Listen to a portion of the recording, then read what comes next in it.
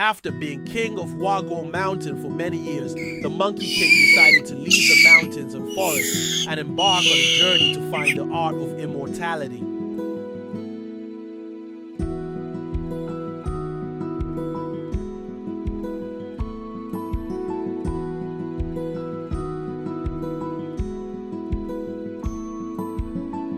Seeing that he was smart and lively, the patriarch accepted him as a disciple and gave him the name Sun Wukong.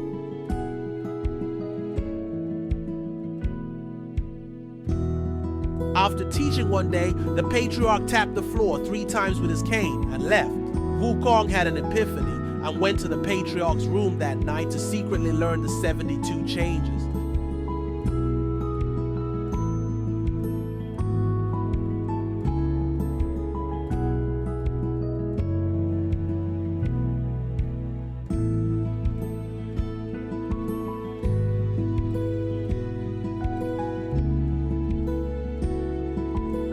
Wukong turned into wind, bird, and tree, stunned the disciples, but it also bred arrogance. The patriarch was furious and reprimanded. Skill can be taught, but Tao is difficult to teach. You can change all things, but you can't change your own heart. Immediately, Wukong was expelled from the mountain gate. When parting, the patriarch only left one sentence. The skills you have learned mustn't be informed that it is the patriarch's inheritance.